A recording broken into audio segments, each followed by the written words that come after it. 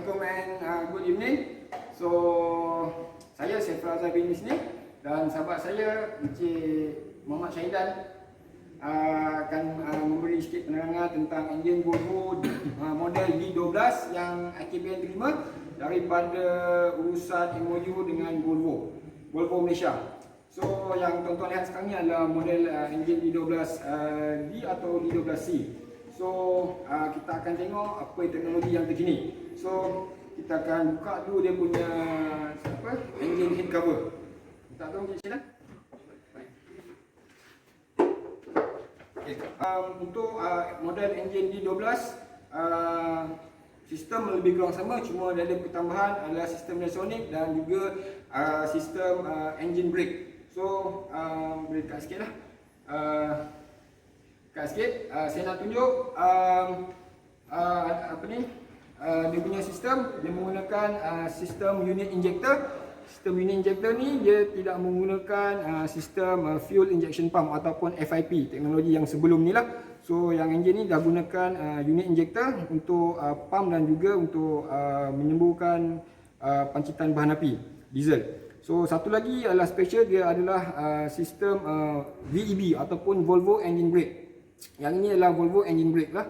So dia menggunakan engine sebagai brake tambahan kepada kenderaan. Okay, baik, apa yang telah kita menghadiri kursus di Volvo ataupun kita dah training di Volvo adalah pelarasan untuk sistem intake, exhaust dan juga unit injector. So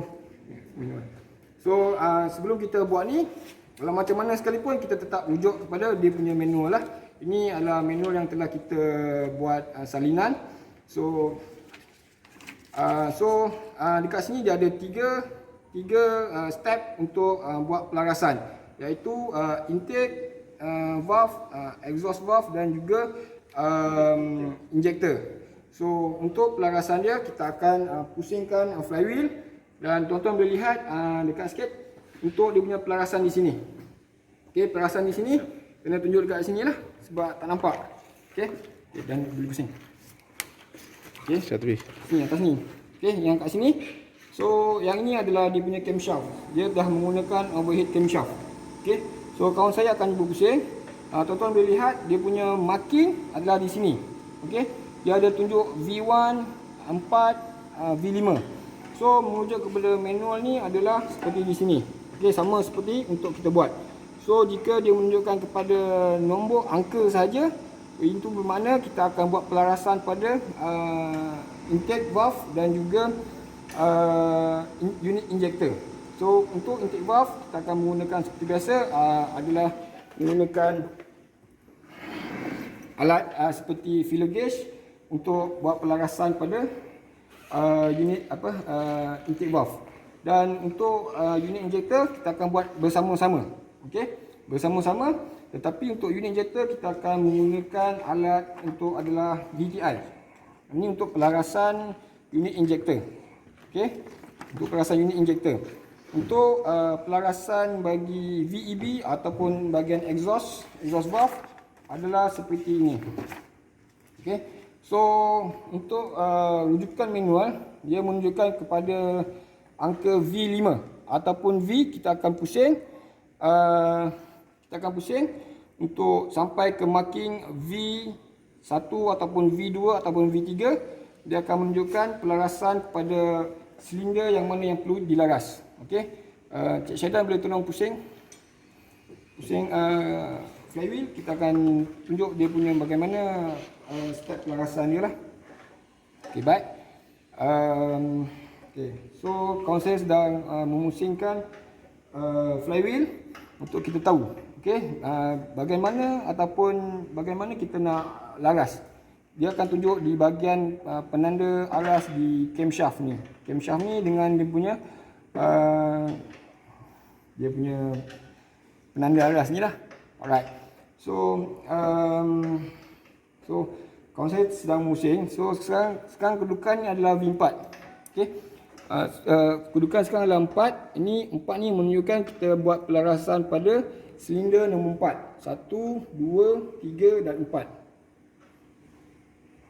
Okey. 1, 2, 3 dan 4. Maksudnya 4 adalah untuk bahagian intake, dan juga bahagian unit injector.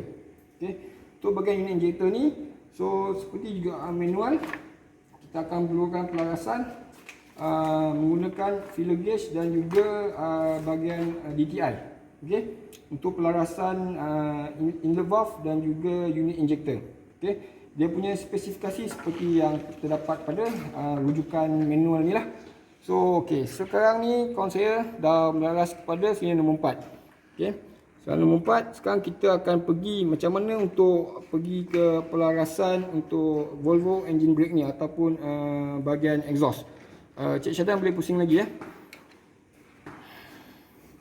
Boleh tengok kasut tu. So sekarang kawan saya sedang pusing ke arah kepada tulisan V5. Okey, untuk tulisan V5 ni, okey, untuk tulisan V5 ni, okey, dia hendaklah berada di tengah-tengah sinilah. Okey. Antara tengah-tengah pada garisan yang mula ataupun yang akhir pun tak ada masalah. So jadi dia berada dalam lingkungan ni. Okey, baik, cukup.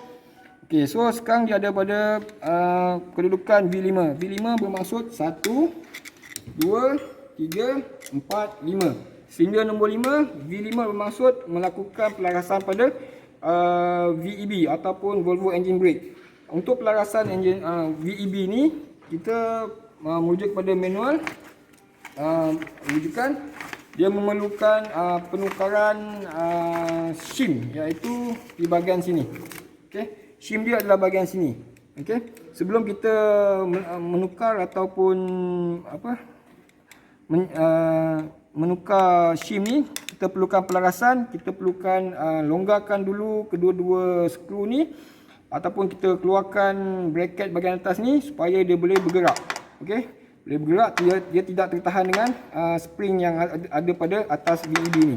So selepas kita longgarkan dia, sebelum kita dah longgar kedua ni, kita akan cek dulu dia punya pelarasan menggunakan filler gauge.